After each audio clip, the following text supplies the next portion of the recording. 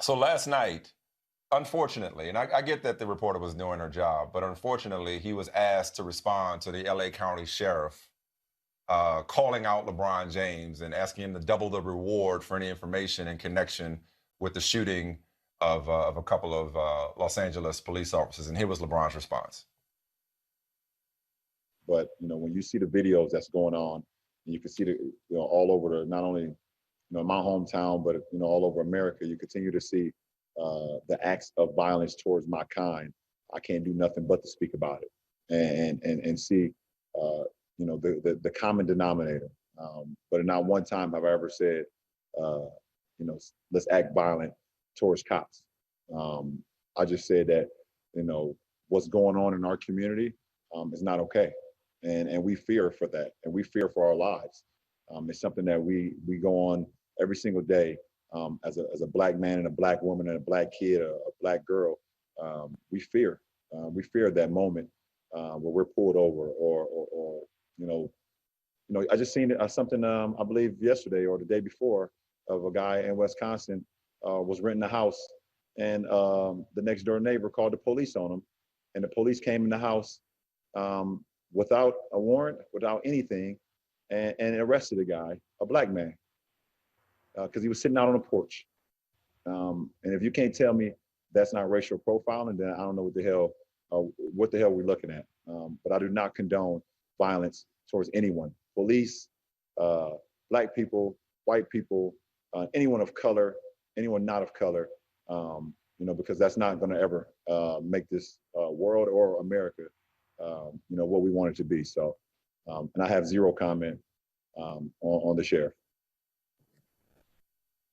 He handled that beautifully, as always. He did. But he shouldn't have had to do that. He shouldn't have had to answer that question. He shouldn't have had to dignify the question or the sheriff with any kind of response. He shouldn't have to explain he doesn't condone violence, because we know exactly what the Fox Newses of the world and his attackers are trying to do, trying to deflect from the real issue and somehow place criminal activity, blame for violence against police at the feet of people like LeBron James, who are talking about state-sponsored violence against Black. That's nonsensical. Exactly. States. And listen, the only reason I'm bringing it up is because I'm bringing it up in the case of Breonna Taylor, because it's not that complicated to hear what he's saying.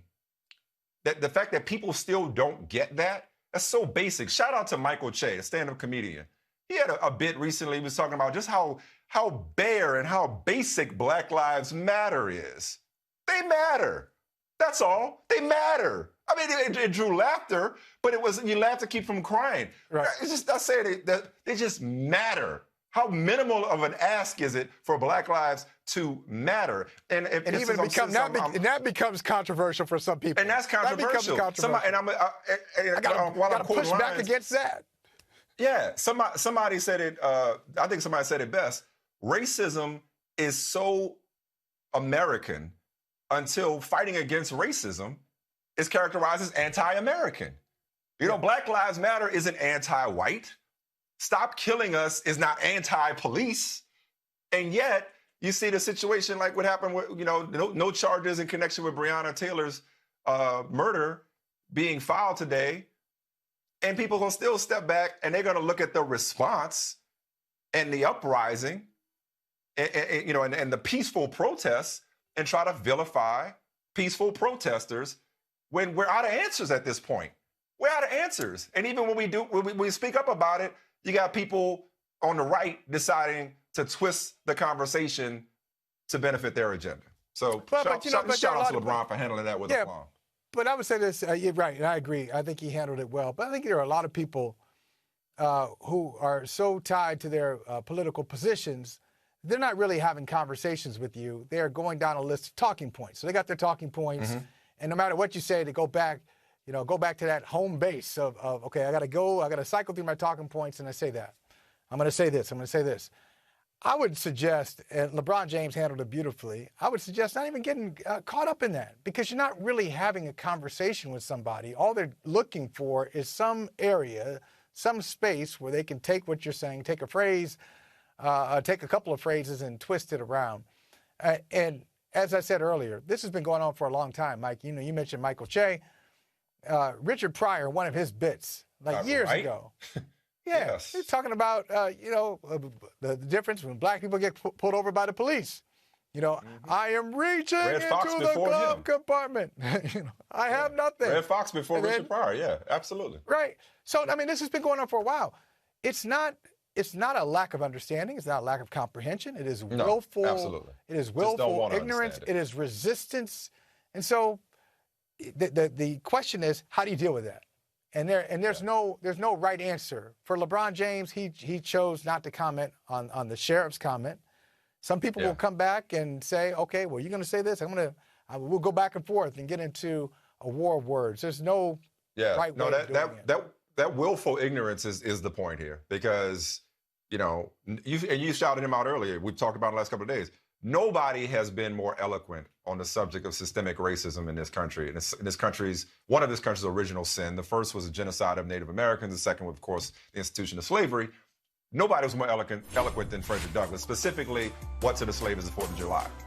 Nobody has written about the struggles of the white moderate and the pushback against protests better than Martin Luther King did in Letter from a Birmingham Jail, which you have so appropriately called something deserving of this being a 67th book of the Bible.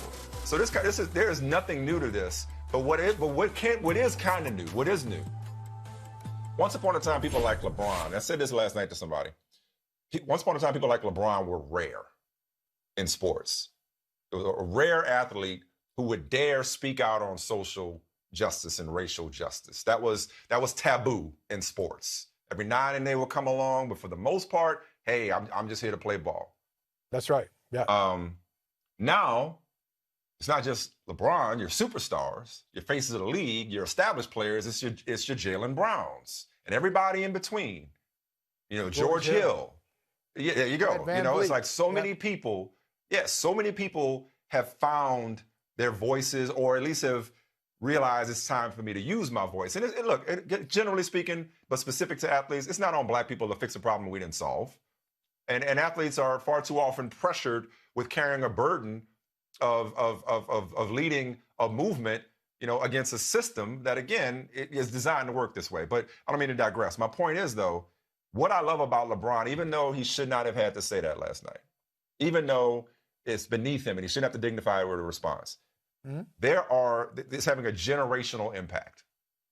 Because there are children, much like our parents or even some of us grew up watching Ali take his stance, and we were shaped by that. And our mindset and our approach and our paradigm was shaped by the way Ali was an athlete activist, a citizen first. There are children right now who are watching LeBron and Chris Paul and Jaylen Brown and watching how civic-minded their role models are, how civic-minded and how active and how politically engaged their favorite players are, and they're going to be inspired by that. They're going to be much more involved in the process than we were in the generation before because of the example. So when LeBron is doing that last night, there's some kids out there watching how to handle things with class, dignity, and most important, intelligence. And here's a question, and I'll be brief on this one.